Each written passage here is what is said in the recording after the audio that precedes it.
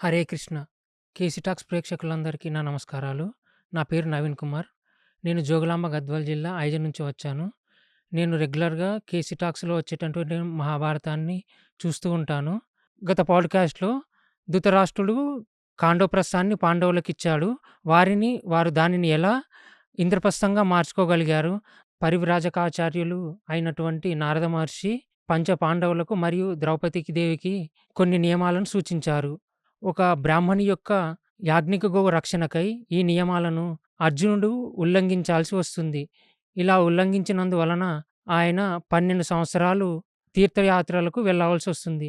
ధర్మరాజు యొక్క అనుమతి తీసుకొని ధౌమ్యుని యొక్క శిష్యులతో ఆయన 12 సంవత్సరాలు తీర్థయాత్రలకు బయలుదేరుతారు. దీని తర్వాత ఏమైందో మనం కేసీ గారిని అడిగి తెలుసుకుందాం. హరే కృష్ణ. హరే కృష్ణ.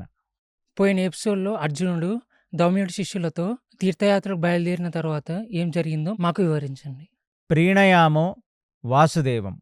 అర్జునుడు ఇక తీర్థయాత్రలకు బయలుదేరదాం అనుకున్నప్పుడు ఆ తీర్థ స్నానాలకు ప్లస్ అక్కడ ఉన్న తీర్థముల విశిష్టత చెప్పటానికి, ఆయన చేసే అగ్నికార్యముకు, ఆయన చేసే నిత్య నైమితిక కర్మలకు కొందరు బ్రాహ్మలను వెంటబట్టుకొని తీసుకువెళ్ళాడు. అంటే పాండవులందరికీ కూడా చీఫ్ ప్రీస్ట్ అంటే ఒక రాజగురువు ధౌమ్యుడు అనే సంగతి నేను మీకు చెప్పాను. అలాంటి ధౌమ్యుడి దగ్గర ఎందరో పండిత్ పరిషత్ ఉంటుంది. ఎందరో బ్రాహ్మణోత్తములు వారు చేసే అగ్ని కార్యాల్లో మంత్రాలు చదవటానికి, హోమాల్లో మంత్రాలు చదవటానికి, వాళ్ళు చేస్తున్న పూజా విధానాలలో వారికి సహాయం చేయటానికి గాను ఉంటారు. వాళ్ళని తీసుకొని కొందరిని ఆయన తీర్థయాత్రలు మొదలుపెట్టాడు. ఆ తీర్థయాత్రలు మొదలు పెడుతూ హస్తిన నుంచి ముందు ఉత్తర భాగానికి వెళ్ళాడు. అంటే హిమాలయ పర్వతాల వైపుకు వెళ్ళాడు.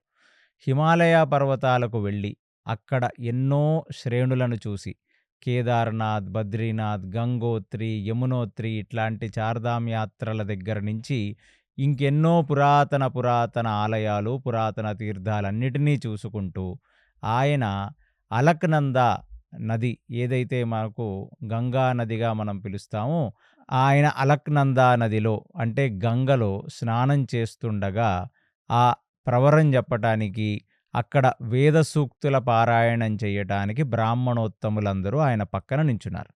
సో అలాగా ప్రతిరోజు గంగా స్నానం చేస్తున్నాడు. ప్రతిరోజు గంగా స్నానం అయిపోయిన తర్వాత పక్కకు వచ్చి ఆయన అగ్నికార్యం చేస్తున్నాడు. ఇలాగా ఆయన చేస్తున్న ఈ గంగా స్నానము, అగ్ని కార్యము లాంటివన్నీ కూడా ఒక వ్యక్తి ఆయనకు తెలియకుండా గమనిస్తున్నారు. ఎవరయ్యా ఈవిడ అంటే నాగకన్య అయిన ఉలూపి. ఆమె నాగలోకంలో ఉన్న నాగరాజు ఎవరైతే ప్రధాన నాగులకు అధిపతి ఉంటాడో ఆయన ఏకైక సంతానం ఉలూపి. అర్జునుడు ఆ గంగానదీ తీరంలో విహరిస్తుండగా, హిమాలయ శ్రేణుల్లో విహరిస్తుండగా ఆయనని చూచి ఎంతగానో మోహించిందట ఉలూపి. అలాంటిది ఒకరోజు ఆయన గంగానదిలో స్నానం చేస్తుండగా ఎవరో ఆయన కాళ్ళు పట్టుకొని కిందకు లాగినట్టుగా అర్జునుడికి అనిపించింది. ఎవరిది నన్ను పట్టి కిందకు లాగింది అని ఆలోచిస్తున్న క్షణాలలోనే ఆయన గంగ లోతులోకి జారిపోయి, ఆ గంగ కింద భాగానికి వెళ్ళిపోయి, అక్కడ ఉన్న ఒక సూక్ష్మరంధ్రము ద్వారా ఆయన సశరీరంగా నాగలోకానికి లాగబడ్డాడు అని వ్యాసభారతం చెప్తుంది. అసలు అర్జునుడికి ఒక క్షణం అర్థం కూడా కాలేదు. ఇదేమిటిది? నా మానాన నేను నా ధర్మంగా నేను సంధ్యావందనాది క్రతువులు సూర్యుడికి అర్ఘ్యం ఇవ్వటానికి గాను నేను ఆ గంగానదిలో దిగితే నా కాలు పట్టుకొని నాగలోకానికి లాగేశారు అని ఆలోచించుకోవటం మొదలుపెట్టాడు. మొదలుపెడుతూ ఆ నాగలోక వైభవాన్ని చూస్తున్నాడు ఆయన. అటు ఇటు చూస్తున్నాడు. నాగలోకం కొత్తగా ఉంది. ఏమిటి ఈ లోకం ఇలా ఉంది అని చూస్తుండగా అక్కడికి ఒక అపురూప సౌందర్యవతి వచ్చింది. ఆవిడ నాగలోకాలలో ఉన్న ఆడవాళ్ళందరిలోనూ టాప్ మోస్ట్ బ్యూటిఫుల్ పర్సన్. అందరికంటే కూడా సౌందర్యవతి, గుణవతి, శీలవతి 3 అంటే ఆమె ఉత్తమ జాతి స్త్రీ అనేటట్టుగానే మనకు వ్యాసభారతం చెప్తుంది. అప్పుడు ఆయన అడిగాడు, ఎవరు నువ్వు అని. నేను ఉలూపిని అనగానే, మరి నేనెందుకు నాగలోకానికి వచ్చాను అన్నాడు. ఎవరు నన్ను పట్టుకులాగిందంటే నేనే నా మంత్రశక్తి ద్వారా నిన్ను నాగలోకానికి రప్పించాను అంది. అదేమిటది నాగలోకానికి రప్పించడం ఏమిటి? ఏమిటి ప్రయోజనం? ఎందుకు తీసుకొచ్చావు ఇక్కడికి అన్నాడు. అంటే నిన్ను నేను కొంతకాలంగా అబ్జర్వ్ చేస్తున్నాను. నీ ధీరత్వం, శూరత్వం గురించి నేను ఎన్నో కథలుగా విన్నాను నేను. అంటే భూమండలంలో ఇంద్రుడి అంశలో అర్జునుడిగా ఒకడు పుట్టాడు. అతను అస్త్రశస్త్రాలలో చాలా నైపుణ్యం ఉన్న వ్యక్తి అనేటట్టుగా నేను విన్నాను. నేను నీ మీద మనసు పారేసుకున్నాను. కాబట్టి నీ మీద మోహంతో, నీతో సంగమ ఉపేక్ష చేత అంటే నిన్ను పెళ్లి చేసుకోవాలని నేను నిన్ను కిందకు లాగాను నా మంత్రశక్తితో అంది. అప్పుడు అర్జునుడు చెప్పాడు, అయ్యో ఎంత పని చేశావు, నేను 12 సంవత్సరాల కఠిన బ్రహ్మచర్య దీక్ష పాటిస్తూ ఈ భూమండలంలో ఉన్న 4 వైపులకు వెళ్ళి రకరకాల గుళ్ళల్లో రకరకాల గుళ్ళల్లో దర్శనాలు చేసుకుంటూ రకరకాల తీర్థములలో స్నానం చేసుకుంటూ నేను 12 సంవత్సరాల బ్రహ్మచర్య దీక్షతో నేను బయలుదేరాను. కాబట్టి నువ్వు నన్ను తప్పు టైంలో ఇలా లాగావు. కాబట్టి నన్ను మళ్ళీ తీసుకొని వెళ్ళి ఆ భూలోకంలో నువ్వు వదిలేసినట్లయితే నేను వెళ్ళి నా బ్రహ్మచర్య వ్రతాన్ని, నా అగ్నిహోత్రాన్ని నేను చేసుకోవాలి. నన్ను వదిలేయవలసినది అని కోరాడు. కోరగానే ఉలూపి ఆయన దగ్గరికి వచ్చి ఆయన చేతులు పట్టుకొని, నాథా, ఎన్నో సంవత్సరాలుగా నేను నీ మీద మనసు పారేసుకున్నాను. ఎప్పుడెప్పుడు నిన్ను చేరాలా, ఎప్పుడెప్పుడు నిన్ను చూడాలా అని నాకు అబ్సెషన్ ఏర్పడింది. అంటే ఒక కుతూహలం ఏర్పడింది. అలాంటిది తట్టుకోలేక, అంటే ఇదేదో మొదటిసారి నిన్ను చూచి లవ్ ఎట్ ఫస్ట్ సైటో లేకపోతే నేను ఆతృత ఆపుకోలేకో కాదు. నిన్ను ఎంతకాలంగానో చూస్తున్నాను. ఇక నువ్వు ఒక్కసారి ఆ గంగలో దిగి నువ్వు ఆ భుజములతో, ఆ బ్రాడ్ చెస్ట్‌తో నువ్వు ఆ సూర్యుడికి అర్ఘ్యం ఇస్తుంటే నా మనసంతా పులకరించింది. ఇక నేను కాంట్ బట్ పొజిషన్, అంటే నేను మన్మథ తాపంతో విపరీతమైన జ్వరంతో బాధపడుతున్నాను. అంటే సింపుల్ లాంగ్వేజ్‌లో అర్థం చేసుకోవటానికి, నీ మీద కోరిక కలిగి నా శరీరం మొత్తం వేడెక్కింది. ఇక నేను నా ఆతృతని ఆపుకోలేక, నా కామాతృతని ఆపుకోలేక అమాంతంగా నిన్ను నాగలోకానికి తీసుకొచ్చాను నాథ అని చెప్పి ఆయన్ని ఆలింగనం చేసుకుంది. ఆలింగనం చేసుకోగానే అర్జునుడు ఆమెని తోసేశాడు పక్కకి. తోసేసి ఏం చెప్పాడు, నీకు బుద్ధుందా లేదా? నేను చెప్పాను కదా, 12 సంవత్సరాల బ్రహ్మచర్య వ్రతం పాటించాలి. ఆ 12 సంవత్సరాల బ్రహ్మచర్య వ్రతం నేను పాటించాలి. మరి అలాంటి పరిస్థితుల్లో నేను నీ కోరిక ఎలా తీరుస్తాను? నేను ఒక స్త్రీతో సంగమిస్తే నా బ్రహ్మచర్య వ్రతానికి భంగం కలుగుతుంది కదా. కాబట్టి ఇలాంటి పిచ్చి కోరికలను అట్టిపెట్టి నన్ను తీసుకొని వెళ్ళి భూలోకంలో వదిలేయవలసినది అని కోరాడు.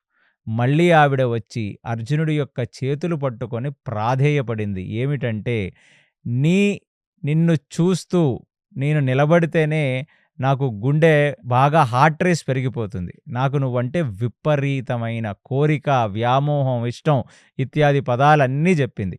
అలాంటిది ఒక స్త్రీ ఒక మగవాడిని చూచి తను మనసు పారేసుకొని ఆ మగవాడు లేకుండా బ్రతకలేను అనే ఒక స్థితికి ఒక స్త్రీ వెళ్ళినప్పుడు ఆ మగవాడు ఖచ్చితంగా తనను ఏలుకోవాలి, తన్ని పెళ్లి చేసుకోవాలి, తన కామ కోరికను తీర్చాలి. కాబట్టి నువ్వు ధర్మం గురించి మాట్లాడుతున్నావు, కానీ మరి నా పరిస్థితి ఏమిటి? నా శరీరం అంతా వేడెక్కి ఇంక నేను నిన్ను చూస్తూ చూస్తూ అలా ఉండలేకపోతున్నాను. అందుకనే చెప్పాను, నిన్ను దీర్ఘకాలంగా నిన్ను చూశాను, ఏదో ఇది లవ్ ఎట్ ఫస్ట్ సైట్ కాదు. కాబట్టి నా కోరిక మన్నించవలసినది అని మళ్ళీ కోరింది. ఇక అర్జునుడు చెప్పాడు, అమ్మా, నాకు అస్త్ర శస్త్రాది విద్యలన్నీ తెలుసు. నువ్వు తీసుకెళ్ళి నన్ను భూలోకంలో వదలాల్సిన అవసరం లేదు. నా అంతటా నేను నా మంత్రపఠన చేయటం వల్ల నేను పైకి వెళ్ళిపోయి మళ్ళీ ఏ అగ్ని కార్యమైతే నేను గంగలో స్నానం చేసి చేయాలనుకున్నానో అది చేస్తూ కూర్చుంటాను అని అన్నాడు ఆయన.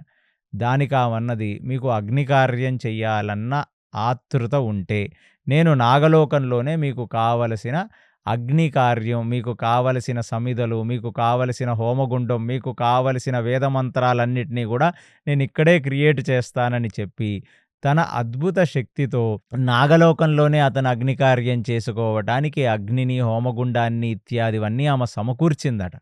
ఇక అర్జునుడు కూడా సరే, స్నానం గంగలో మునిగాం, పూర్తిగా మునిగి నాగలోకానికి వచ్చాం. ఫస్ట్ పొద్దున చేయవలసిన అగ్ని కార్యం, అంటే ప్రతి బ్రాహ్మణుడు, క్షత్రియుడు, వైశ్యుడు, శూద్రుడు పొద్దున లెగగానే ఆయన అగ్ని కార్యం చేసుకోవాలి. అంటే ఏ అగ్ని వల్లైతే మన శరీరం నిలబడుతుందో, ఏ అగ్ని వల్లైతే మనం తిన్నది జీర్ణించుకోగలుగుతున్నామో, ఏ అగ్ని తేజస్సు లేకుండా మనం ఇంకొకళ్ళని చూడలేమో, ఏ అగ్ని వల్లైతే మన అణువణువు పనిచేస్తుందో, అంటే సెల్‌లో మెటబాలిజం ఉండాలి. సెల్ మెటబాలిజం అంటే మైటోకాండ్రియాసిస్, అది అగ్ని వల్లనే వస్తుందనమాట.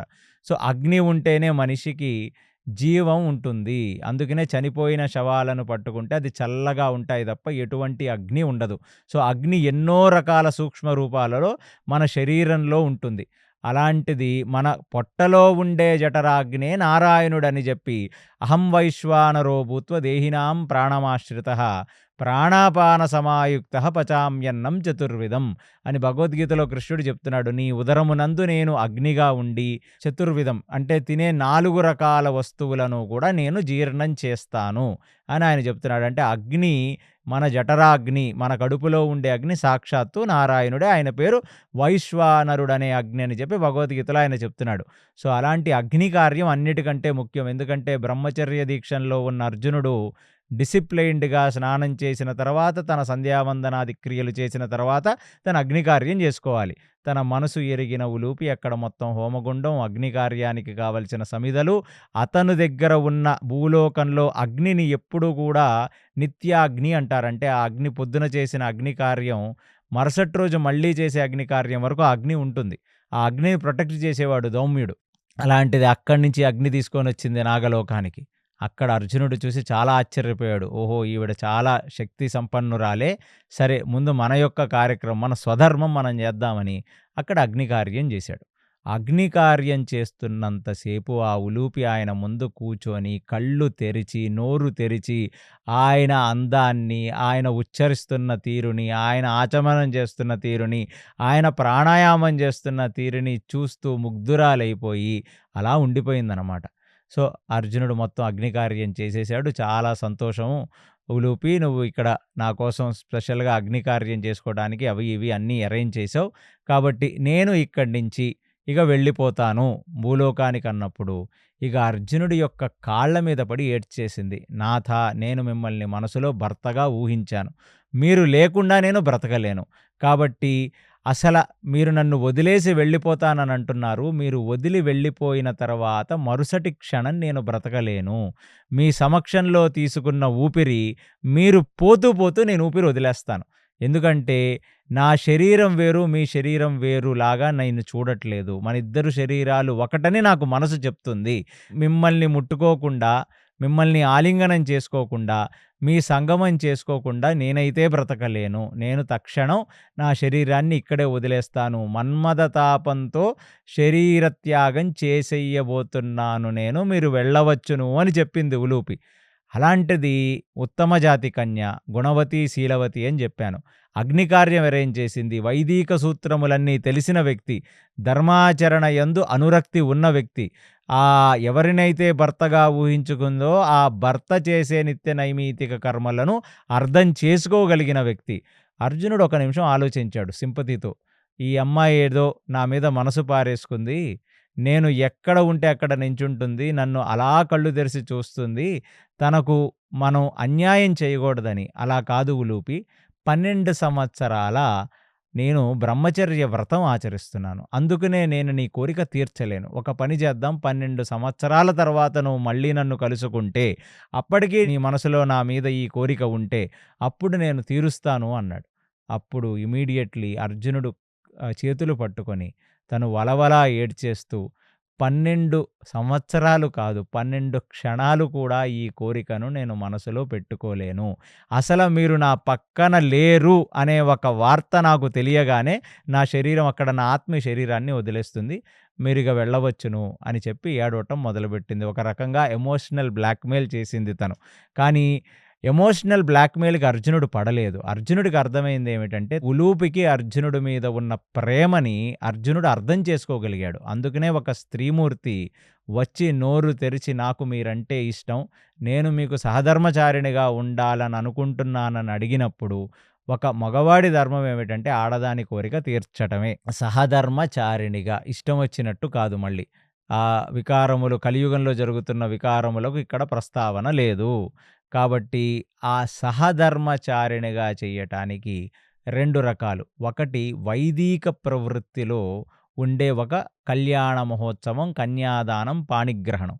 2 గంధర్వ వివాహం. అంటే మనస్సులు ఒకళ్ళకొకళ్ళు ఇచ్చి పుచ్చేసుకుంటే అదే పెళ్లి లాంటిది. పంచభూతాల సాక్షిగా వాళ్ళక్కడ కలిస్తే అదే ఒక పెళ్లి. ఇలాంటి ఒక పెళ్ళే దుష్యంతుడు, శకుంతలకు కూడా జరిగింది. వాళ్ళకి అగ్ని కార్యంతో పాటు అక్కడ వేదమంత్రాలతో ఎవరు పెళ్లి చేయలేదు. ఒకళ్ళని చూచి ఒకళ్ళకి అనురక్తి కలిగి కళ్ళతో కళ్ళు మాట్లాడుకొని ప్రకృతినే సాక్ష్యంగా పెట్టి వాళ్ళు మనసులు ఎక్స్చేంజ్ చేసేసుకున్నారు. కాబట్టి అది పెళ్ళే. దాన్ని గంధర్వ వివాహం అంటారు. అలాంటి వివాహమే ఇప్పుడు అర్జునుడికి, ఉలూపికి జరిగింది. అంటే ఒకళ్ళ మీద ఒకళ్ళకి అనురక్తి కలిగింది. ఉలూపికి అర్జునుడి మీద అనురక్తి కలిగింది.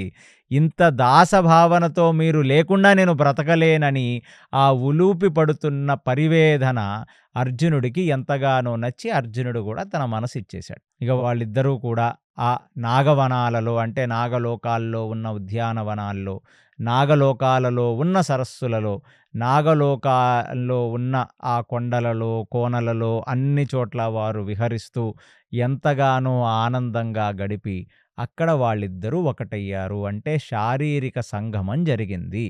ఆ శారీరక సంగమం వల్ల ఉలూపి తన మన్మథ తాపం తగ్గింది. ఉలూపికి కూడా ఆ సుఖానుభూతి కలిగింది. అర్జునుడు నాకు భర్త అయ్యాడు. అర్జునుడి చేత నేను సంగమింపబడ్డాననే ఒక సంగమ సుఖ ఉపేక్ష చేత ఎంత తహతహలాడిందో ఆ వేడి మొత్తం తగ్గి ఇప్పుడు మనసు నిలకడయింది. నిలకడవ్వగానే అర్జునుడిని ఆలింగనం చేసుకొని ఉలివి పెంటుంది. అంటే ఇలాంటి ఒక రోజు వస్తుంది, నేను మీతో కూడి ఉంటాను అనే ఒక విషయం తలుచుకుంటేనే నా ఒళ్ళంతా ఒక గూస్ బంప్స్ వస్తున్నాయి నాకు. ఎందుకంటే ఇలాంటి ఒక స్టేజ్ కోసమే నేను ఎన్నో సంవత్సరాలుగా ఎదురు చూశాను. మిమ్మల్ని అంత ఇష్టపడ్డాను నేను. కాబట్టి మీ ద్వారా నేను సుఖపడ్డాను. ఇక ఇంతకంటే ఈ లోకంలో నాకు అత్యధికమైన సుఖం అనేది ఏదీ లేదు. కాబట్టి మీ తేజస్సుతో నేను ఒక పిల్లవాడిని కంటాను. అంటే నాగకన్యలు కాబట్టి వాళ్లకు పుట్టబోయేది మగపిల్లడా, ఆడపిల్ల, అసలు వాళ్ళు మనలాగా నవమాసాలు మోసి కనరనమాట. సో వాళ్ళకంటూ స్పెషల్ ప్రివిలేజెస్ ఉంటాయి. ఎందుకంటే వాళ్ళు భూమి మీద ఉన్న పంచభూతాకృత శరీరాలతో ఉన్న మనుషులు కాదు. వాళ్ళు నాగలోకంలో నాగలోకానికి తగ్గట్టుగా ఉండే ఒక రకమైన శరీరాలతో ఉన్నవాళ్ళు. కాబట్టి వాళ్ళు పిల్లల్ని కొన్ని సార్లు అప్పుడే కనేస్తారు, లేదా దీర్ఘకాలం ఉంచుకొని కంటారు. వాళ్ళకంటూ కొన్ని నియమాలు ఉంటాయి నాగలోకంలో. సో ఇప్పుడు మానవ వీర్యమైన అర్జునుడు, అది దేవతా వీర్యం ఒక రకంగా, ప్లస్ ఆ ఉలూపి నాగయోని, నాగకన్య. సో ఈ 2 సంగమము చేత మనిషికి, పాముకి నాగ మనుష్య సంతతిగా ఇరావాన్ అని అతనికి పేరు. అతను మహాభారతంలో యుద్ధానికి వచ్చాడని మీకు చెప్పాను నేను. ఆ ఐరవానికి జన్మనిచ్చింది ఉలూపి. సో ఐరవానికి జన్మనిచ్చిన తర్వాత అది చూచి చాలా ఆనందించిన, అంటే ఆవిడ ఇమీడియట్లీ జన్మనిచ్చిందా, లేతే గర్భధారణ జరిగిన తర్వాత అర్జునుడు వెళ్ళిపోయాడు అనే ప్రస్తావన ఖచ్చితంగా వ్యాసభారతంలో లేదు. సో అర్జునుడు వీర్యంతో ఆవిడ ఒక పిల్లడిని కంది. ఆ పిల్లడే ఐరవాన్. అతన్ని నాగలోకంలో అన్ని రకాల శస్త్ర అస్త్రమైన ట్రైనింగులు ఇచ్చారు. ఆయనకి కూడా వేద విద్యాభ్యాసం చేశారు. అన్ని రకాలుగా బాగుగోగులు పిల్లవాడిని ఆమెనే చూసుకుంది. సో ఇక అర్జునుడు కూడా, నువ్వు సుఖపడ్డావు, నాకు ఒక సహధర్మచారిణిగా నా ఇల్లాలుగా అయ్యావు, కానీ నువ్వు నాగకన్యవి, నువ్వు వచ్చి భూలోకంలో బ్రతకలేవు, కాబట్టి నువ్వు ఇక్కడే ఉండు, నీ తండ్రి గారి సమక్షంలోనే ఉండు, పిల్లవాడిని చూచుకుంటూ ఉండు అని చెప్పి ఆయన మళ్ళీ హరిద్వార్కి వచ్చేశాడు. అంటే తన యొక్క మంత్రశక్తి ద్వారా మళ్ళీ ఏ గంగ ఒడ్డు నుంచి ఉలూపి నాగలోకానికి లాగిందో మళ్ళీ ఆ ప్రదేశానికి, ఆ హరిద్వార్లో ఆ గంగ ఒడ్డుకు మళ్ళీ ఆయన వచ్చేశాడు. ఆ కింద నాగలోకం నుంచి గంగలోకి ఉన్న కొన్ని సూక్ష్మమైన పాత్వేస్ ఉంటాయి, అంటే సూక్ష్మ రంధ్రాలు ఉంటాయి, అందులోంచి ఆయన బయటికి వచ్చేశాడు. కానీ ఉలూపితో గడిపిన ఆ సంగమ సుఖం కానీ, ఉలూపి ఇచ్చిన ప్రేమ కానీ, ఆ బంధం కానీ చిరకాలం అర్జునుడు గుండెల్లో ఉండిపోతుంది. ఎందుకంటే ఆ ఆడమనిషి, ఉత్తమ జాతి స్త్రీ అంత ఇష్టపడింది, ఆయనని మాత్రమే భర్తగా రావాలని కోరుకుంది. కాబట్టి అర్జునుడు ఒక రకంగా ఇచ్చిన ఒక వరం ఇలాంటిది. మరి బ్రహ్మచర్యం భంగం కాలేదా స్వామి ఇలాంటి విషయాలు చేస్తే? ఎందుకంటే 12 సంవత్సరాల కఠిన బ్రహ్మచర్యంలో నేనుండాలని చెప్పిన వాడు, మరి నాగకన్యతో సంగమం ఎందుకు చేశాడు? ఇక్కడ ధర్మశాస్త్రాలు ఏం చెప్తున్నాయంటే, ఆయన ఒక వ్రతం గాని ఆచరిస్తే, వ్రతంలో హింస చెయ్యకూడదు. ఇవాళ ఆ అమ్మాయి కోరిక నెరవేర్చకుండా అతని మాత్రం ఆ అమ్మాయిని తిరస్కరించి అక్కడి నుంచి వెళ్ళిపోతే, ఆ అమ్మాయి ఖచ్చితంగా చచ్చిపోతుంది. ఎందుకంటే అంత మనసు పారేసుకుంది. ఆయన యొక్క స్పర్శ, ఆయన యొక్క టచ్ లేకుండా బ్రతకలేనని అనుకుంటుంది.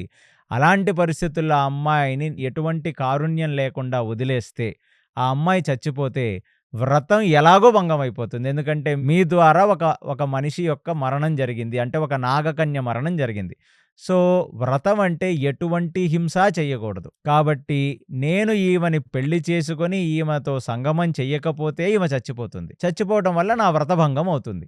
అలాంటిది నేను సంగమ స్థితిలోకి వెళ్ళి ఒక ధర్మబద్ధమైన సంగమం చేసి నా వీర్యం ద్వారా ఆమెకి ఒక పుత్ర సంతానాన్ని ఇస్తే అప్పుడు నా బ్రహ్మచర్యం ఎక్కడా భంగం కాదనేది ఒక ధర్మసూత్రంలోంచి అర్జునుడు తెలుసుకొని అలా చేశాడు.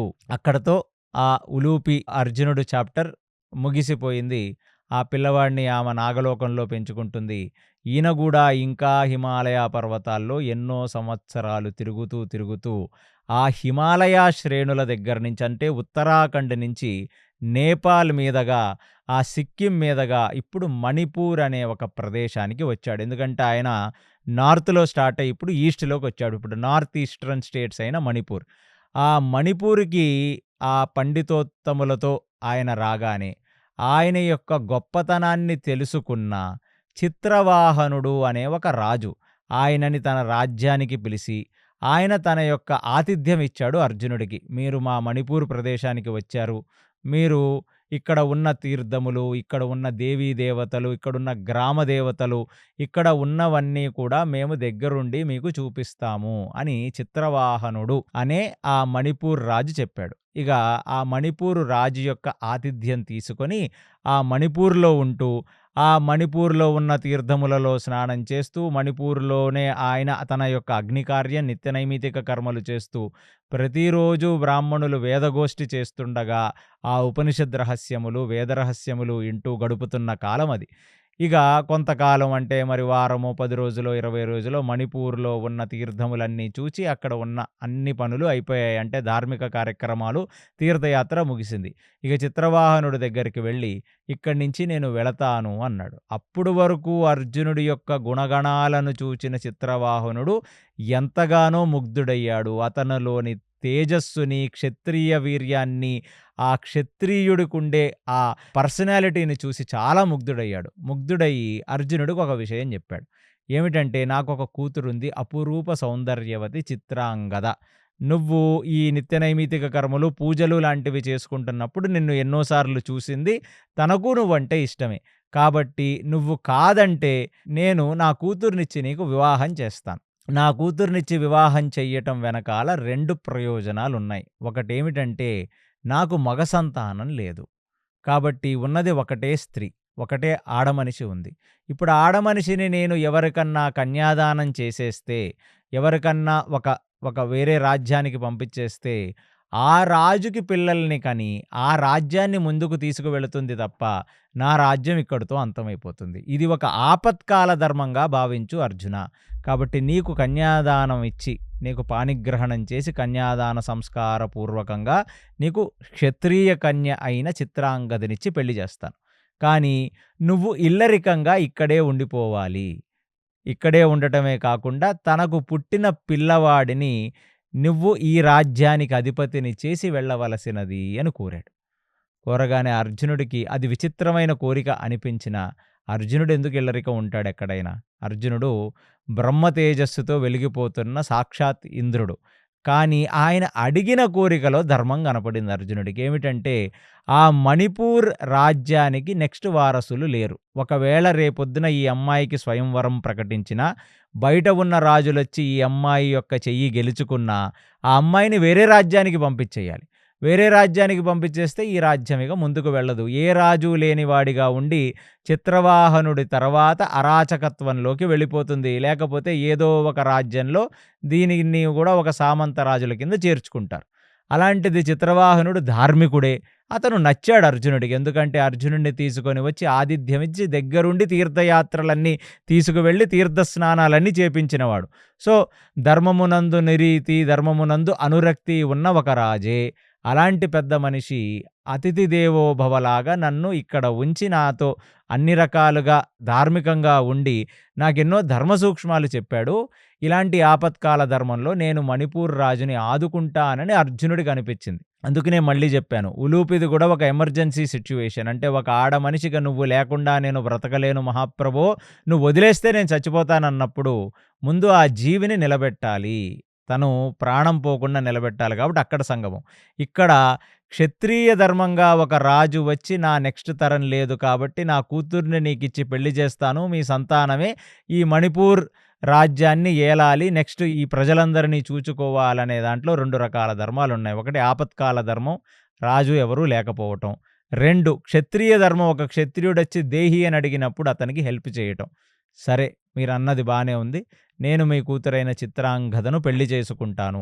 పెళ్లి చేసుకున్న తర్వాత సంతానం వచ్చిన తర్వాత నేను ఆ సంతానానికి నామకరణం చేసి ఆ సంతానాన్ని చూచుకున్న తర్వాతే నేను వెళతానని మణిపూర్‌లో 3 సంవత్సరాల పాటు ఒక రకంగా ఇల్లరికంగా ఉన్నాడు అర్జునుడు. ఉండి చిత్రాంగదని పెళ్లి చేసుకోవడమే కాకుండా ఒక సంవత్సరం తర్వాత ఒక పిల్లాడిని కని, ఆ పిల్లాడి యోగక్షేమాలన్నీ చూచుకొని, ఆ పిల్లాడిని ఎంత వీలైతే అంత తన చేతులతో తీర్చిదిద్ది తర్వాత వెళ్ళిపోతున్నప్పుడు చిత్రవాహనుడి దగ్గరికి వచ్చి, మీ మనవడిని మీరు జాగ్రత్తగా చూసుకోండి. ఈ రాజ్యానికి అతన్ని పట్టాభిషేకుడిని చేసి యువరాజుని చెయ్యండి వయసొచ్చిన తర్వాత. తర్వాత ఈ మణిపూర్ మొత్తం గూడా ఈ మనవడే పాలిస్తాడు. కాబట్టి ఆ మనవడికి పెట్టిన పేరేంటంటే బభ్రువాహనుడు. చిత్రవాహనుడు యొక్క మనవడు చిత్రాంగదకు పుట్టినవాడు కాబట్టి బభ్రువాహనుడు అని నామకరణం చేశారు. అక్కడ 3 సంవత్సరాలు ఉండి ఆ పిల్లవాడి యోగక్షేమములన్నీ చూసి పిల్లవాడికి నడక వచ్చిన తర్వాత అర్జునుడు చిత్రవాహనుడు యొక్క ఆధీనంలో తన భార్య అయిన చిత్రాంగదను, తన కొడుకైన బభ్రువాహనుణ్ణి అక్కడ ఉంచి అక్కడి నుంచి వెళ్ళిపోయాడు. మళ్ళీ అతను అశ్వమేధ యాగ చివరాఖరి దశలో గుర్రం వచ్చినప్పుడు బభ్రువాహనుడు చేతిలో అర్జునుడు మరణించాడు. ఈ 2 గూడా భగవంతుడు ఎందుకు క్రియేట్ చేశాడంటే ఉలూపి వల్ల అర్జునుడు బ్రతికి బయటపడ్డాడు. ప్లస్ బభ్రువాహనుడనే కొడుకు ఉండటం వల్ల బభ్రువాహనుడనే కొడుకు చేతిలో ప్రాణాలు కోల్పోయాడు. అందుకు గాను ఈ 2 పెళ్ళిళ్ళు జరిగాయి. ఆపత్కాల ధర్మంలో వేరే వాళ్ళని ఆదుకున్నాడు కాబట్టి ధర్మో రక్షతి రక్షతః. అంటే ఒక స్త్రీ మన్మథ తాపంతో బాధపడుతుంది, నువ్వు లేకుండా నేను ఉండలేనంటుంది అని జాలితో అక్కడ క్షత్రియ ధర్మం చూపించి ఆమె ప్రాణాన్ని నిలబెట్టాడు, ఆమెకొక కొడుకునిచ్చాడు. అందుకనే ఆ ఉలూపే తర్వాత అర్జునుడిని కాపాడింది. అదే ధర్మో రక్షతి రక్షతః. ఇక 2 ఆ రాజ్యంలో ఎటువంటి రాజు లేకుండా అరాజకత్వంలోకి వెళ్ళిపోకుండా తన క్షత్రియ ధర్మాన్ని ఆయన అక్కడ చూపించాడు. అలాంటి బభ్రువాహనుడు వల్ల అర్జునుడి జీవితం నిలబడింది అని ఒక రకంగా చెప్పుకోవచ్చు. చిత్రవాహనుడు కూడా అర్జునుడు లాంటి ఉత్తమోత్తముడి ద్వారా సంతానాన్ని కన్నాం. మణిపూర్ ప్రజలు ఎంతో అదృష్టవంతులు. ఎందుకంటే ఇలాంటి ఒక సామ్రాజ్యానికి ఆయన అల్లుడయ్యాడు అర్జునుడు. ప్లస్ అర్జునుడు కొడుకే ఇక్కడ ఉండి ఈ మణిపూరు ప్రజల యొక్క యోగక్షేమములు చూసుకుంటాడని ఎంతగానో ఆనందించి అక్కడ నుంచి ఆయనకి వీడ్కోలు పలికి ఆయనకివ్వాల్సిన కానుకలు ఏమన్నా అవసరాలుంటే అవన్నీ ఇస్తే ఆ ఈస్ట్రన్ అంటే మణిపూర్ దగ్గర మొదలుపెట్టుకొని ఆ బెంగాల్ మీదుగా ఇప్పుడు ఒరిస్సాకొచ్చాడు. అంటే కళింగ రాజ్యానికి వచ్చాడు. కళింగ రాజ్యంలో ఉన్న ఎన్నో రకాల తీర్థాలలో స్నానం చేశాడు. అక్కడున్న ఎంతో మహోత్కృష్టమైన గుళ్ళలో, అక్కడ ఉన్న క్షేత్రాలలో, అక్కడున్న సాధువులు, మునువులతో ఆయన కూడా తిరిగాడు. కొన్ని సాధు ఆశ్రమాల్లో ఉన్నాడు, ముని ఆశ్రమాల్లో ఉన్నాడు. ఇక ఆయన కిందకి వస్తూ దక్షిణాదికి వచ్చేసాడు. ఇక ఆంధ్ర మీదుగా తమిళనాడుకి వచ్చాడు. అక్కడికి రాగానే అక్కడ ఎంతో పెద్ద ఆశ్రమం ఉంది. ఆశ్రమంలో యోగులు, మునులందరూ తపస్సులు చేసుకుంటున్నారు. అక్కడ కొన్నాళ్ళున్నాడు. అక్కడ దీర్ఘకాలంగా అర్జునుడి యొక్క దినచర్య ఏమిటంటే పొద్దున్నే సూర్యోదయానికి ముందు లెగటం, అక్కడున్న తీర్థాల్లో స్నానం చెయ్యటం, చేసిన తర్వాత తన అగ్నికార్యం చేసుకోవటం, సంధ్యావందనాది క్రియలు చేసుకోవటం, ఆ నిత్యము పురాణ శ్రవణం, వేదపారాయణం, ఉపనిషత్ రహస్యాలు తెలుసుకోవటమే ఆయన దినచర్య. అలాంటిది అలా అన్ని తీర్థములో స్నానాలు చేసుకుంటూ ఇప్పుడు అక్కడ ఉన్న ఒక 5 తీర్థాలలో స్నానాలు చేయాల్సింది మిగిలుంది. ఇప్పుడు ఆ 5 తీర్థాల దగ్గరికి వెళ్ళాడు. వెళ్ళగానే అక్కడున్న ఋషులందరూ చెప్పారు. ఈ 5 తీర్థాలు వర్జిత తీర్థాలు. తీర్థము అంటే ఒక కోనేరు, స్వామి పుష్కరిణి లాంటిదని అనుకోవచ్చు. ఇవన్నీ వర్జిత తీర్థాలు. ఎందుకంటే వీటికి ఎంతో విశిష్టమైన ఋషి వైభవం ఉంది. ఈ 5 తీర్థాల పేర్లేమిటంటే, ఒకటి అగస్త్య, ఒకటి సౌభద్ర, ఒకటి పౌలోమ, ఒకటి కరంధామ, ఒకటి భారద్వాజ.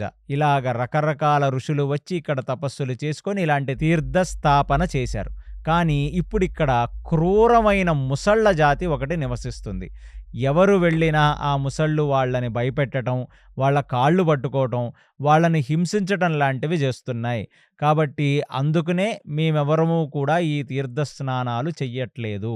కాబట్టి నువ్వు కూడా ఇక్కడ చెయ్యకుండా ఉండవలసినది అని అక్కడ తపస్సు చేసుకుంటున్న ఋషిమునులు కోరారు. కోరగానే ఆయన ముందు సౌభద్ర అనే ఒక తీర్థము లోపలికి వెళ్ళి ఋషులతో అన్నాడు, మీరు ఋషులు, నేను క్షత్రియుడిని. నేను ముసళ్లకు భయపడి నేనొచ్చిందే తీర్థయాత్రకి. అంటే తీర్థ స్నానాలు చెయ్యటం అనేది తీర్థయాత్రలో ఒక భాగం. అలాంటిది ఒక క్షత్రియుడికి ఉండకూడనిది భయం. అలాంటిది మనకంటే కింద జాతులుగా ఉంటున్న ఇలాంటి చాపలకు, ముసళ్లకు, తోడేళ్లకు, సింహాలకు క్షత్రియులు భయపడరు. కాబట్టి మీరేమీ బాధపడొద్దు. నాకు ముసలిని కంట్రోల్ చేసే అన్ని రకాల టెక్నిక్స్ తెలుసు. నేను వెళ్ళి ఆ సౌభద్ర తీర్థంలో స్నానం చేస్తానని దిగి ఆయన చేతులతో నీళ్లు తీసుకొని సూర్యుడికి అర్ఘ్యమిస్తుండగా ఒక క్రూరమైన ముసలి, అంటే చాలా పెద్ద బలిష్టమైన ముసలి ఒకటి వచ్చి ఆయన యొక్క కాళ్ళని పట్టుకొని లోపలికి లాగే ప్రయత్నం చేసింది. అయినా సరే ఆ ముసలి కాళ్ళని పట్టుకొని లాగుతున్నా ఆయన కాలు కొంచెం కూడా కదలలేదు కదా! అసలు ఆయన అర్ఘ్యమిస్తున్నప్పుడు చెయ్యి కూడా వణకలేదంట. అది అర్జునుడి యొక్క గొప్పతనం. ఆ ముసలి పట్టుకున్న ఆయన సూర్యుడికి అర్ఘ్యమిచ్చిన తర్వాత తన చేతులతో, తన కుడి చేత్తో కిందకు వెళ్ళి ఏ ముసలైతే కాలుని పట్టుకుందో ఆ ముసలి యొక్క నోటిని 2 చేతులతో పట్టుకొని ఆ ముసలి నోటిని తెరిచి ఆ ముసలి యొక్క తోక భాగాన్ని పట్టుకొని గాలిలో లేపి గిరగిరా తిప్పి ఒడ్డున ఇసిరేశాడంట. ఒక్కసారిగా ముసలి అలా గిరగిరా తిరిగి ఎప్పుడైతే ఒడ్డు మీద పడిందో ఆ ముసలి ఒక గొప్ప అప్సరా స్త్రీగా తను రూపాంతరం చెందింది. అంటే ముసలి కాస్త ఒక అప్సరా స్త్రీ అయిపోయింది. అది చూస్తున్న మునులు, ఋషులు కూడా నిర్ఘాంతపోయారు. అర్జునుడికి కూడా అదొక షాకింగ్‌గా అనిపించింది. ఆ అప్సరా స్త్రీ వచ్చి ఆ అర్జునుడి యొక్క పాదాలను తాకి నమస్కరించి, అర్జున, 100 సంవత్సరాల నుంచి ముసలినై సౌభద్ర తీర్థంలో నేను బాధపడుతున్నాను.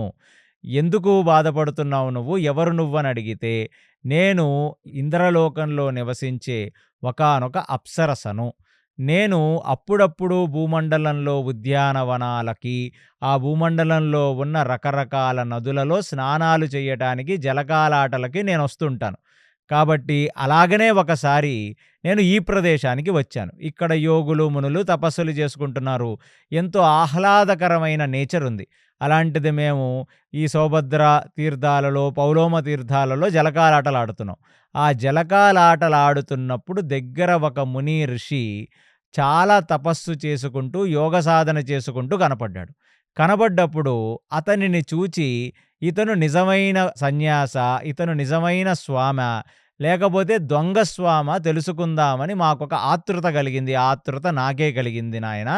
కాబట్టి నేను నాతో పాటొచ్చిన 4, 5 అప్సరసల్ని కూడా తీసుకొని వెళ్ళి ఆ ఋషి తపస్సు చేసుకుంటే ఋషి ముందు డాన్సులు వేయటం, ఆ ఋషి యొక్క మనస్సు మా మీదకు వెళ్ళాలని వయ్యారంగా డాన్సులు వేయటం, మా గజ్జల శబ్దం, మా యొక్క గాజుల శబ్దం, మా యొక్క నగల శబ్దంతో, మా యొక్క శరీరాల మీద నుంచి వస్తున్న వాసనతో ఋషి యొక్క తపోభంగం కలగాలని ఆయన దగ్గరికి వచ్చి ఆయన చుట్టూ తిరుగుతూ నృత్యం చేస్తూ మాధుర్యంగా గానం చేస్తూ ఋషి యొక్క తపస్సు భంగం చేసి ఆయనని మా వైపు తిప్పుకుందాం, అసలు తిరుగుతాడా లేదా అని ఒక టెస్ట్ పెడదామని అనుకున్నాం మేము. ఇలాంటి టెస్టులు పెడితే ఇంద్రుడు పెట్టాలి తప్ప ఇంద్రుడి కింద పనిచేస్తున్న అప్సరసలు వాళ్ళు సొంతగా ఇలాంటి టెస్టులు పెట్టకూడదు. అందులోనూ యోగి పుంగవులు, ఋషులను చూస్తే ఈ అప్సరసలు కూడా వాళ్ళు భయపడిపోయి వాళ్ళు మాయమైపోవాలి.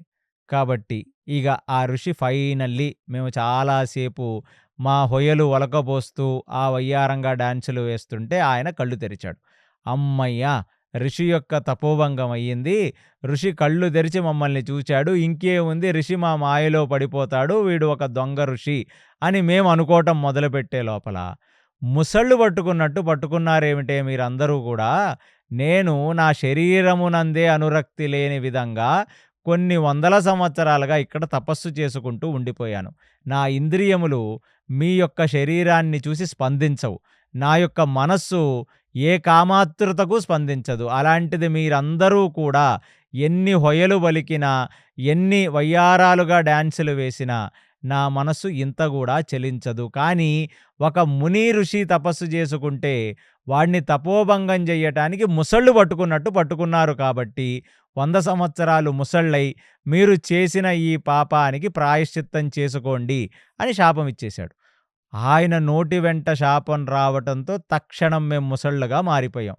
ఆయన దగ్గరికే వచ్చి ప్రాధేయపడి అడిగాం, ఋషివర్య మీకు కోపం తగదు, మా అజ్ఞానాన్ని క్షమించు. మేము అసలు మునులు ఋషులు మా యొక్క సౌందర్యానికి చలిస్తారా లేదా అని తెలుసుకుందామన్న ఒక కుతూహలంతో జిజ్ఞాసుతో చేసిన ఒక చిన్న ప్రయత్నం కరెక్టే. మీరు మాకంటే తపస్సులు, యోగి పుంగవులు, మిమ్మల్ని ఇలాగ బాధించడం తప్పే. కాబట్టి మాకు పాప ప్రాయశ్చిత్తం అంటే పాపము నుంచి విముక్తి కల్పించండి అని అడిగితే 100 సంవత్సరాల పాటు ఆ ముసళ్ళుగా ఉంటూ ఆ నీళ్ళల్లో తిరుగుతూ, అదే కాకుండా ఏ క్షణమైతే మిమ్మల్ని కూడా నిగ్రహించి, అంటే మీరు మామూలు ముసళ్ళుగా ఉండరు, చాలా పెద్ద పెద్ద శరీరాలతో ఒక పెద్ద ముసళ్ళులాగా ఉంటారు. యాలిగేటర్స్, ఒక డీమియానిక్ యాలిగేటర్స్ అంటే ఎవరైనా ఆ ముసలిని చూస్తే భయపడిపోతారు. అంత పెద్ద ముసళ్ళుగా ఉంటారు. కాబట్టి మీ జోలికి ఎవ్వరూ రారు. ఎవరైనా ఒక గొప్ప క్షత్రియ తేజస్సుతో ఉన్న ఒక వీరుడు ఇక్కడికి వచ్చి ఆ తీర్థములో స్నానం చేస్తున్నప్పుడు మీరు కాళ్ళు పట్టుకున్నప్పుడు మీకు భయపడకుండా మీ యొక్క తోకను తీసి గిరగిరా తిప్పి ఇసిరేస్తాడో అలాంటి ఒక రోజు మీరు మళ్ళీ మీ యొక్క ఈ ముసలి స్వరూపం కోల్పోయి మీరు మళ్ళీ మీకు మీ అప్సరా స్వరూపం వస్తుంది. కాబట్టి ఇన్ని రోజుల నుంచి ఏ ఋషి ఇందులో దిగినా, ఏ ముని ఇందులో దిగినా ఆయన కాళ్ళు పట్టుకోవడానికి ప్రయత్నించామే తప్ప మేమెప్పుడు ఎవరిని హింసించలేదు.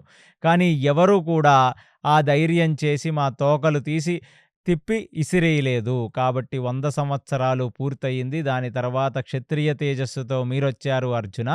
మీరు ఈ సౌభద్రలో రాగానే నేను మిమ్మల్ని పట్టుకోవడం, మీరు నన్ను విసిరేయటం నాకు శాప విమోచనం కలిగింది.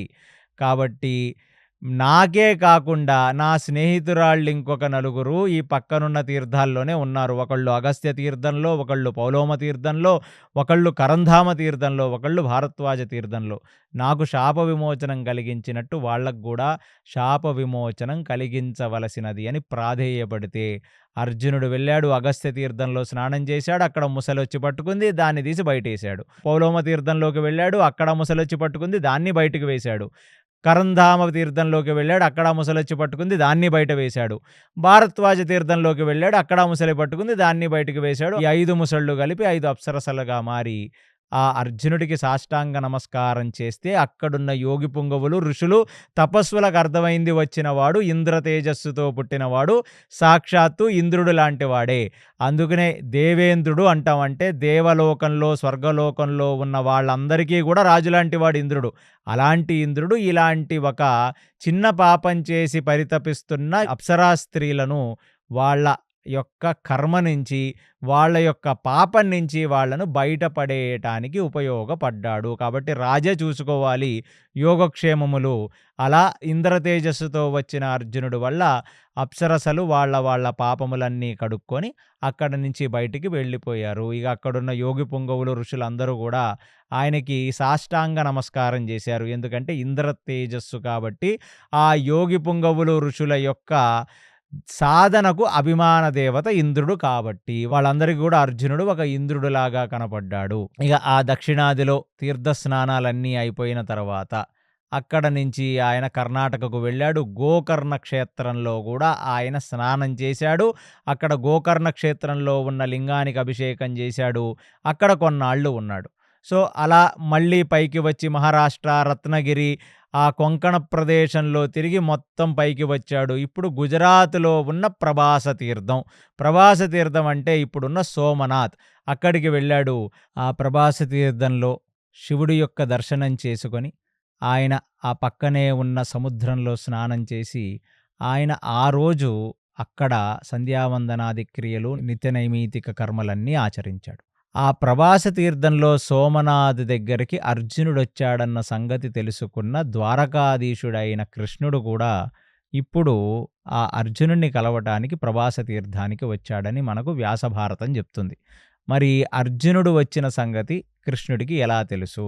కృష్ణుడు సర్వాంతర్యామి, ఆయనకి తెలుసు. ఇప్పుడు చాలా గొప్ప ప్రయోజనం జరుగుతుందన్న సంగతి కృష్ణుడికి తెలుసు కాబట్టి అక్కడికొచ్చాడు.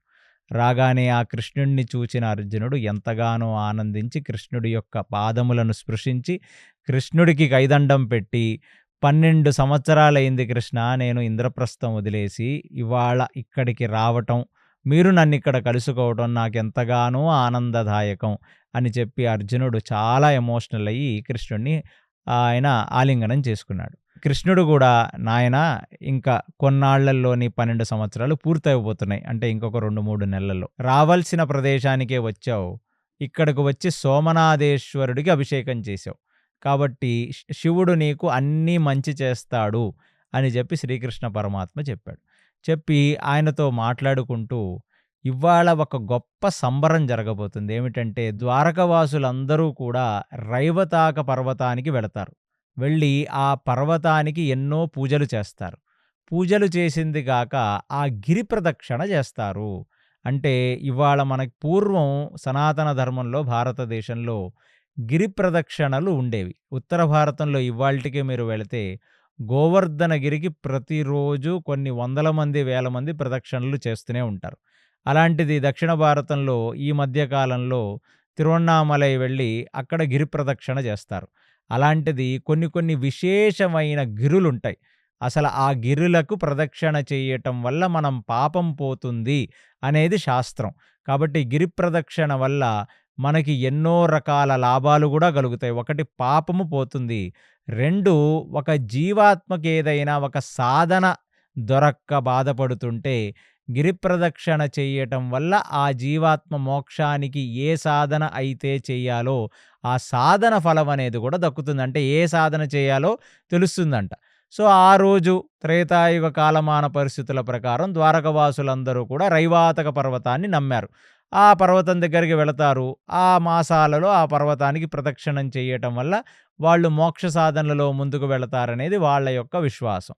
కాబట్టి నిన్ను తీసుకొని వెళ్ళి అంటే అక్కడ జరుగుతున్న ఈ సంబరం మా ద్వారకావాసులు ఎలా గిరి ప్రదక్షిణ చేస్తారో అన్నీ చూపిస్తాను రమ్మని సోమనాథ్ నుంచి ఇప్పుడు ఆ ప్రభాస తీర్థం నుంచి ఆయన రైవతాక పర్వతానికి తీసుకొనొచ్చాడు. ఈ రైవతాక పర్వతం ఇవాళ ఎక్కడుందంటే జూనాగఢ్ అనే ప్రదేశంలో గిర్నార్ హిల్స్ అంటారు గుజరాత్‌లో.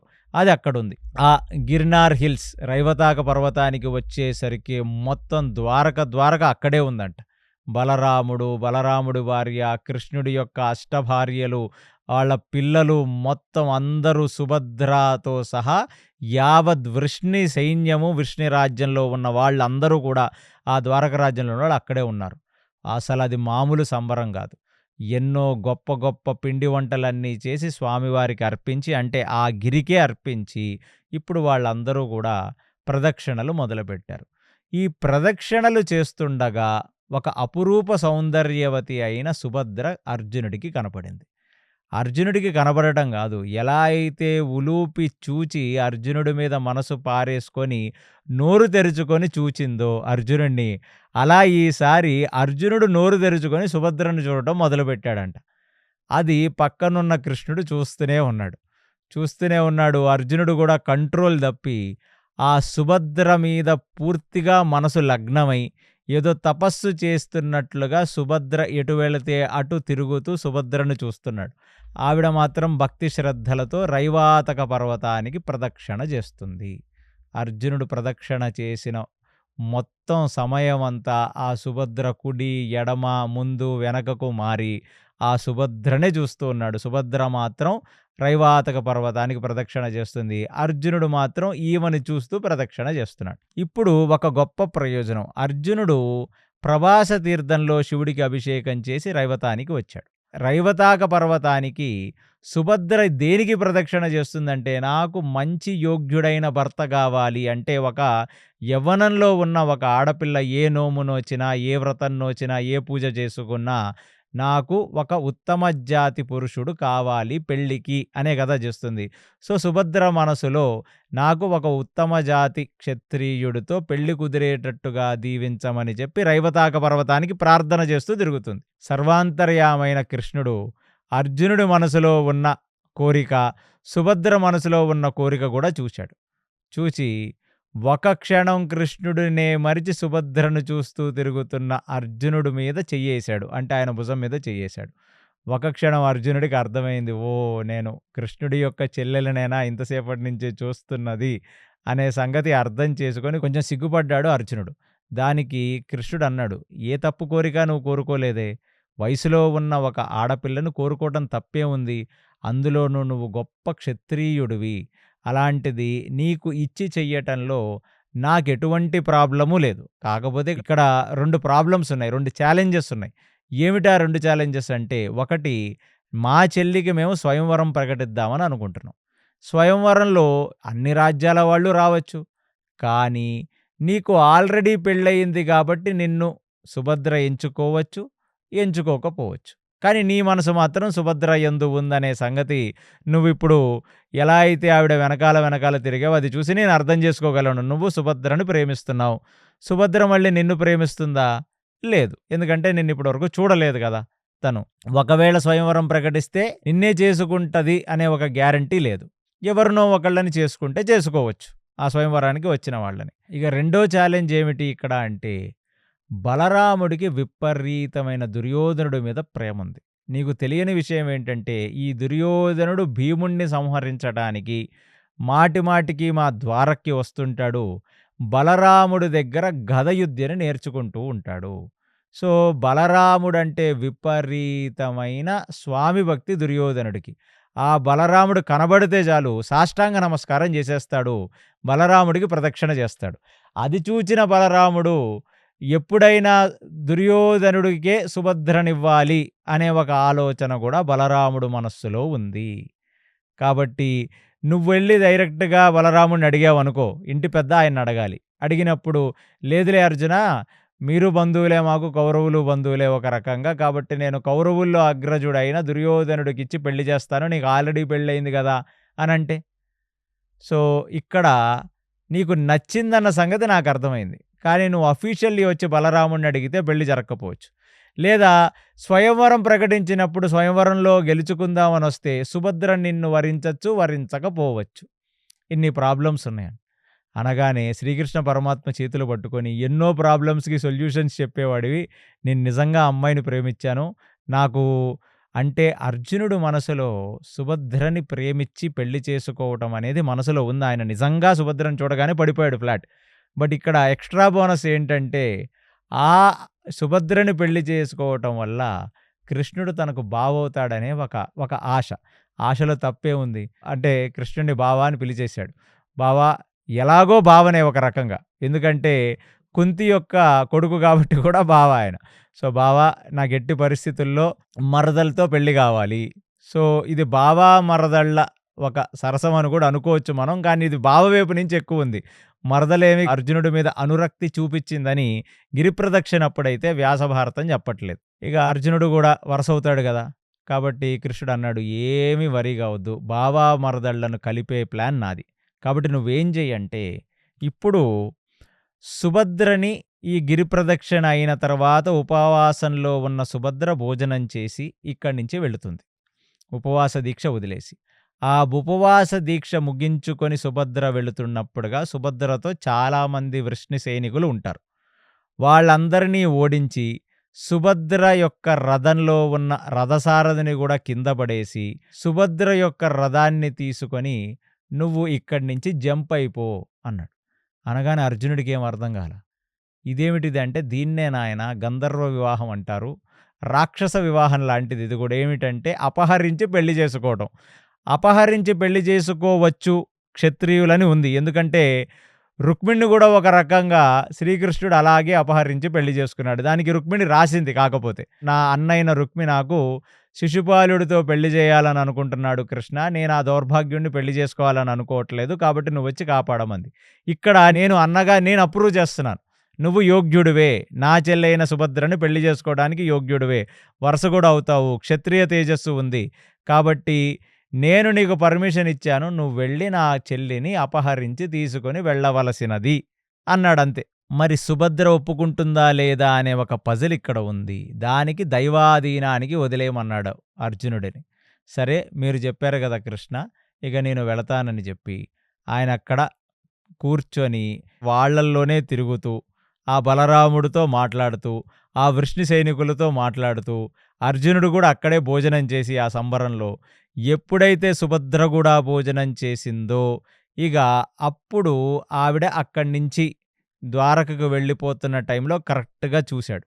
చూసి ఎప్పుడైతే ఆ రైవాతక పర్వత శ్రేణి దాటి వాళ్ళు బయటికి వచ్చారో, గొరిల్లా వార్‌ఫేర్ లాగా సడన్‌లీ వచ్చి అర్జునుడు అక్కడ ఉన్న వాళ్ళందరితో కూడా యుద్ధం చేసి, సుభద్ర రథాన్ని నడుపుతున్న వాడిని తోసేసి, సుభద్ర రథం మీదకు ఎక్కి, ఆ రథాన్ని తీసుకొని వెళ్ళిపోవడం మొదలుపెట్టాడు. ఇది ఎప్పుడైతే జరిగిందో అక్కడ ఆ సంబరాల్లో, కోలాహలాల్లో మునిగిన బలరాముడికి వచ్చి చెప్పారు ఆ సైనికులందరూ, అర్జునుడు ఇప్పుడు వరకు ఇక్కడ ఉన్నవాడు సుభద్రని అపహరించి తీసుకువెళ్ళిపోతున్నాడు అని.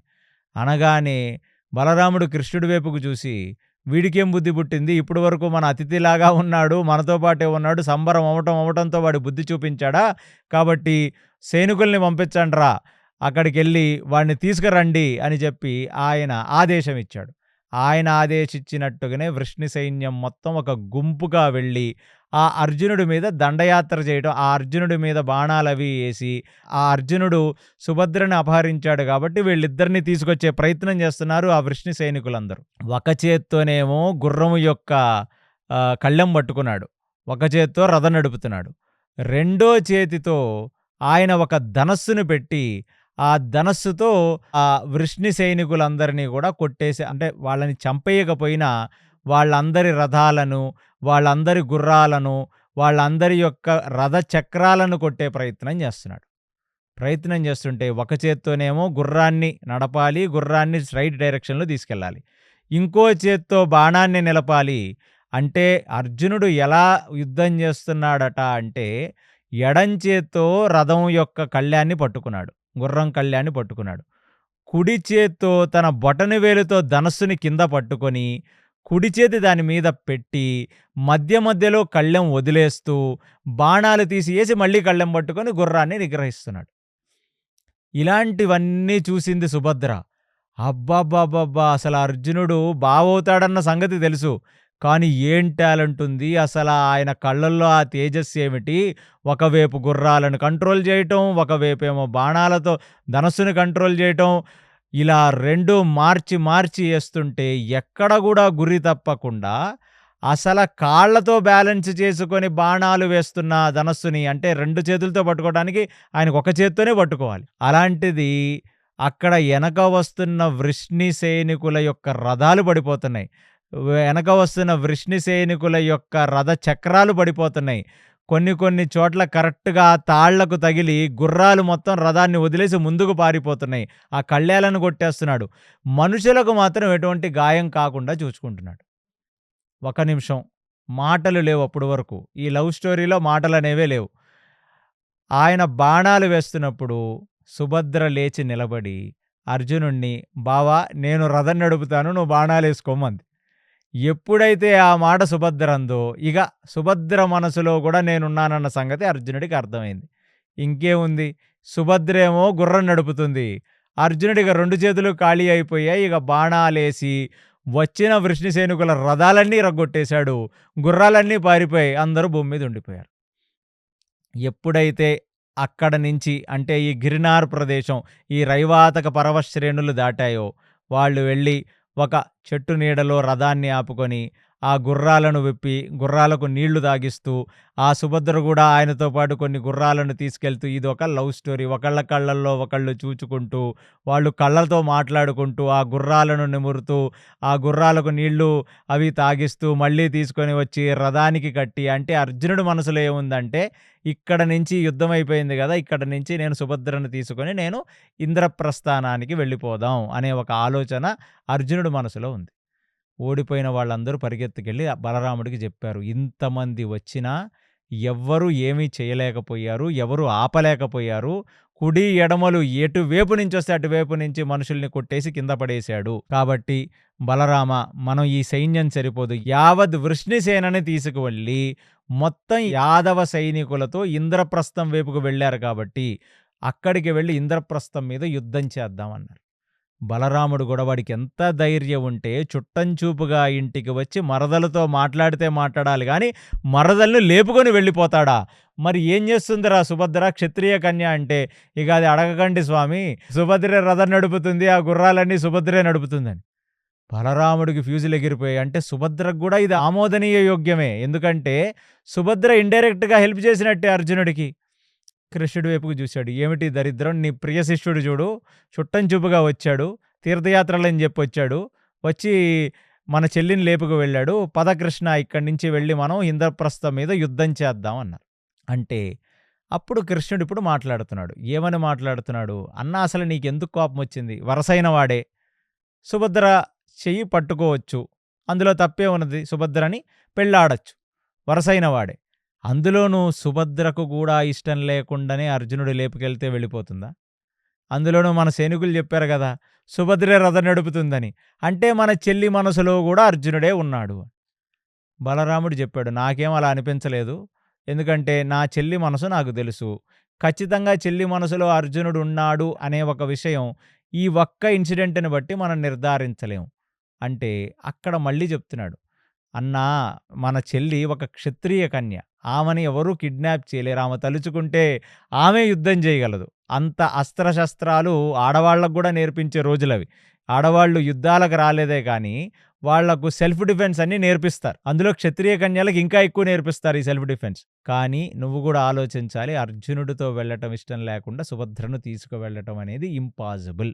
ఇక రెండవ సంగతి, అతను మరదలనుకునే తీసుకువెళ్ళాడు.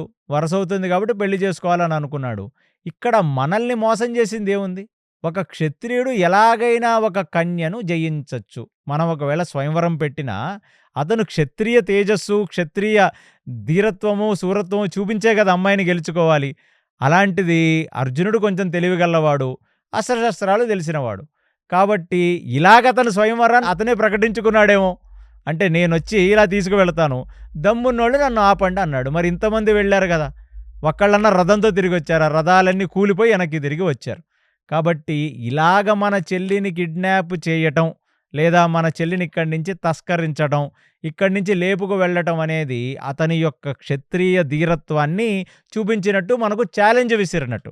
మన వాళ్ళు ఓడిపోయారు కాబట్టి ఇదే ఒక రకంగా స్వయంవరం అని అనుకోవచ్చు. బలరాముడికి ఫ్యూజులు ఎగిరిపోయాయి. ఏమిట్రా ఇది, దగ్గరుండి చేపించిన వాడు కృష్ణుడే, అది తెలియదు కదా.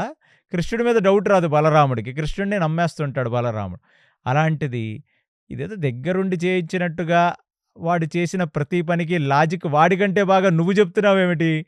ఓకే, ఇప్పుడు అతని యొక్క క్షత్రియ తేజస్సుని చూపించి ఇదే ఒక రకంగా స్వయంవరం అని ప్రకటించుకున్నాడు. మనం మన యొక్క క్షత్రియ తేజస్సు చూపిద్దాం. ఇప్పుడు వరకు నువ్వు నేను వెళ్ళలేదు కదా, మన భటులు సైనికులు వెళ్ళారు. ఇప్పుడు సాంబడు, అనిరుద్ధుడు, ప్రద్యుమ్నుడు, నేను, నువ్వు ఇట్లాంటి వాళ్ళందరూ వెళదాం. మనమేమి నార్మల్ వాళ్ళమా? మనం ద్వారక యొక్క చక్రవర్తులం మనం. కాబట్టి మనం వెళ్ళి ఇప్పుడు వాడికి మన యొక్క క్షత్రియ తేజస్సు ఏమిటో చూపిద్దాం అన్నాడు బలరాం. చాలా బాగుంది, కరెక్టే. అర్జునుడు టాలెంట్ చూపించాడు, మన సైనికులు ఓడిపోయారు. నువ్వు నీ టాలెంటు, సాంబడు టాలెంటు, ప్రద్యుమ్నుడు, అనిరుద్ధుడు, నేను అందరూ మన టాలెంట్లు చూపిద్దాం. కానీ నువ్వు ఒకటి అర్థం చేసుకోవాలన్నా, నాకు యుద్ధం గురించి బాగా తెలుసు. అర్జునుడి దగ్గర ఉన్న అస్త్రశస్త్రాలు ఎవరి దగ్గర లేవు. ఒక చేత్తో గుర్రం నడుపుతూనే ఇంతమంది గుర్రాలు ఇరగ్గొట్టాడు. మన చెల్లి మనసు గెలుచుకున్నాడు. కాబట్టి మన చెల్లికి కూడా అర్జునుడంటే ప్రేమ ఉంది కాబట్టే వెళ్ళింది. లేకపోతే ఆమెమి అరవకుండా ఉండదు. రెండో సంగతి, ఇంతమంది వెళ్లి అర్జునుడి చేతిలో ఓడిపోతే, ఇప్పుడేంటి కనీసం మన భటులు ఓడిపోయారనే ఒక చిన్న బాధుంది మనం. మనమే వెళ్లి గాని ఓడిపోతే ఇక చాలా దరిద్రంగా ఉంటుంది. ఎందుకంటే మన పరువు మనమే తీసుకున్న వాళ్ళం అవుతాం. కాబట్టి మనం అర్జునుడి మీదకు వెళ్ళలేము. ఎందుకంటే నాకు అర్జునుడి గురించి బాగా తెలుసు. ద్రోణాచార్యుడి దగ్గర ఉన్న సమస్త అస్త్రశక్తి, శస్త్రశక్తి గూడా అర్జునుడు తీసుకున్నాడు. అందులోనూ ఆ రోజుల్లో ద్రోణాచార్యుడు అందరికంటే మించిన ధనుర్వేదంలో నిష్ణాతుడు. ఆయనే సుప్రీం టీచర్. కాబట్టి నేను నీ మంచి కోసమే చెప్తున్నాను. ఆల్రెడీ ఒకసారి మనం ఫ్లాప్ అయ్యాం. ఒకసారి మన సైనికులందరూ వెళ్లి ఓడిపోయొచ్చారు. మన పరువు పోయింది. మన పెద్ద వాళ్ళెళ్లి ఓడిపోయామనుకో, ఆ ఉన్న కొంచెం పరువు పోతుంది. ప్లస్ మన చెల్లికి గూడా అతనంటే ఇష్టమే. కాబట్టి క్షత్రియ వీరుడిలాగా తీసుకొని వెళ్లి అందరిని ఓడించి తీసుకువెళ్తున్నాడు. కాబట్టి నేను నీకు మంచి విషయం చెప్తాను. ఎందుకు మన చెల్లి మనసు అక్కడే ఉంది కాబట్టి, అర్జునుడికి సుభద్ర నచ్చే తీసుకువెళ్ళాడు కాబట్టి, అర్జునుడితో పెట్టుకొని మనం గెలవటం అనేది కలలోనే జరుగుతుంది. అంటే బలరాముడన్నాడు, "నువ్వు 100% కాన్ఫిడెన్స్ చెప్తున్నావని." 100% కాన్ఫిడెన్స్ అన్నా నేను గాని, నువ్వు గాని, మన పిల్లలు గాని ఎవరు అర్జునుడి ముందు అస్త్రశస్త్రాల్లో నిలవలేరు. అలాంటిది వాళ్ళతో సంబంధం మనకో రకంగా మంచిదే. ఎందుకంటే వాళ్ళు వెళ్ళి కాండవప్రస్థంలో ఇంద్రప్రస్థం ఏర్పరుచుకున్నారు. ఇప్పుడిప్పుడే నిలబడుతున్నారు. వాళ్ళకే రాజ్యం ఉంది. ప్రజలందరూ వాళ్ళని ఇష్టపడతారు. అందులో అర్జునుడు లాంటి ధీరుడు మన చెల్లికి నువ్వు ఎతికినా దొరకడు. కాబట్టి మనం వెళ్ళి మనమే వాళ్ళిద్దరినీ పిలుచుకొని వచ్చి పెళ్లి చేద్దాం. పెళ్లి చేద్దామంటే మరి ఇంకెక్కడ ఇంద్రప్రస్థానికి వెళ్ళిపోయి ఉంటాడు గదా! అంటే మరి వెనక వెళదాం మనం గూడా. వెనక వెళదాం. మధ్యలో ఉంటే మధ్యలోనే ఆపి అడుగుదాం. లేకపోతే ఇంద్రప్రస్థానికి వెళ్తే ఇంద్రప్రస్థానికెళ్ళి పిలుచుకొచ్చుకుందాం మన చెల్లిని, అర్జునుడిని అనగానే మొత్తం వృష్ణిసేన మొత్తం గుర్రాలేసుకొని, రథాలేసుకొని ఏ దారి నుంచైతే అర్జునుడును, సుభద్ర వెళ్లారో ఆ దారి వెంట వెళ్ళటం మొదలుపెట్టారు. అప్పుడు వరకు మామూలుగా అయితే ఏం జేయాలి? వాళ్ళు తొందరగా ఎనక నుంచి ఎవరన్నా వస్తారా అని చెప్పి గుర్రాలకు నీళ్లు తాగించారు, రథం కట్టారు, అక్కడి నుంచి పారిపోవాలి. వీళ్ళిద్దరూ మాత్రం ఒకళ్ళ కళ్ళల్లో ఒకళ్ళు చూసుకుంటూ, చెట్ల వెనకాల, పుట్టల వెనకాల తిరుక్కుంటూ, ఒకళ్ళలో ఒకళ్ళు మమేకమైపోయారు వాళ్ళిద్దరూ. ఎవరు? సుభద్ర, అర్జునుడిద్దరు గూడా ఒకళ్ళంటే ఒకళ్ళకు విపరీతమైన ప్రేమగా ఒకళ్ళలో ఒకళ్ళు లాస్ట్ ఇన్ లవ్ ప్రేమలో మునిగిపోయారు వాళ్ళిద్దరు. ఇక వీళ్ళు ఆగమేఘాల మీద ఒక 100 కిలోమీటర్స్ వేగంతో వీళ్ళందరూ వస్తున్నారు. తొందరగా అర్జునుడిని పట్టుకుందాం ఇంద్రప్రస్థానికి వెళ్లే లోపల అని. ఒక్క క్షణం సుభద్ర చెప్పింది, అమ్మో అర్జున, మనిద్దరం గుర్రాలకు నీళ్లు తాగిచ్చాం, రథమది కట్టాం గాని మనం సమయం మర్చిపోయి ఒకళ్ళతో ఒకళ్ళు ప్రేమలో మునిగిపోయాం. చూడు ఎంత సైన్యం వస్తుందో, కాబట్టి ఇక్కడి నుంచి తొందరగా మనం పరిగెత్తుదామంది. అనగానే అర్జునుడు ఇమీడియట్లీ రథం మీద ఎక్కాడు, రథం మీద కూర్చున్నాడు, సుభద్ర పక్కన నించుంది. ఇక మళ్ళీ చేజ్ స్టార్ట్ అయినట్టుగా ఆయన ముందు పరిగెడుతున్నాడు. పరిగెడుతుంటే కృష్ణుడికి అర్థమైంది. అంటే ఇంతమంది మళ్ళీ అటాక్ చేయడానికి వచ్చారనుకొని అర్జునుడు పరిగెడుతున్నాడని చూచాడు. చూస్తే ఎవరూ ఒక బాణం వేయట్లేదు, అసలు బాణాలు లేవు, ధనస్సులు లేవు, అసలు ఏమీ లేవు. అర్జునుడికి ఒక నిమిషం డౌటొచ్చింది. చేజ్ చేసేవాళ్ళు ఎనక నుంచి బుల్లెట్లు అవి, గన్నులు అవి కాల్చాలి గదా! బాణాలవి ఎయ్యాలి గదా! అలాంటిది వీళ్ళేమీ చెయ్యట్లేదే అని చెప్పి ఒక్క నిమిషం సుభద్రకి కళ్ళెమిచ్చి, సుభద్ర నువ్వు నడపవలసినది అని చెప్పి వెనక్కి తిరిగి రథం నుంచి చూడటం మొదలుపెట్టాడు. చూడటం మొదలుపెడితే వాళ్ళు భీకరమైన వేగంతో వస్తున్నారు. వస్తున్నది ఖచ్చితంగా యుద్ధానికి కాదు. యుద్ధానికి వస్తే అస్త్రశస్త్రాలతో వస్తారు అని ఒక నిమిషం ఆగమన్నాడు. ఆగమనగానే కృష్ణుడు, బలరాముడు రథాలొచ్చి పక్కన ఆగాయి. కృష్ణుడు దిగి బలరాముడు మాట్లాడక ముందే, ఎందుకంటే బలరాముడు మాట్లాడితే ఫస్ట్ తిట్టుండేవాడు అర్జునుడిని. నీ మనసులో ఇలాంటిది ఏదైనా ఉంటే మాకు చెప్పాలి, అప్పుడు మేము పెళ్లి చేస్తాం, ఇలా లేపుకుపోవటం ఇదేం మర్యాద అని అంటాడని కృష్ణుడే దిగి అర్జునుడి యొక్క భుజం మీద చెయ్యేసి, అబ్బబ్బబ్బబ్బా! ఒక చేత్తో రథం నడుపుకుంటూ, ఒక చేత్తో మా రథాలన్నీ కింద పడేశావు. ఎంత గొప్ప క్షత్రియ వీరుడివి నువ్వు. అందుకనే క్షత్రియ కాంతని ఇలాగ పెళ్లి చేసుకుందామని అనుకున్నావు నువ్వు. కాబట్టి బలరాముడికి కూడా నీ యొక్క శౌర్యం, నీ యొక్క ధైర్యం, నీ యొక్క సాహసం అన్నీ నచ్చాయి. కాబట్టి నువ్వేమి పారిపోయి గంధర్వ వివాహాల్లాంటివి చేసుకోక్కర్లేదు నాయనా. నువ్వు మళ్ళీ మా అతిథిగానే ఉన్నావు గదా!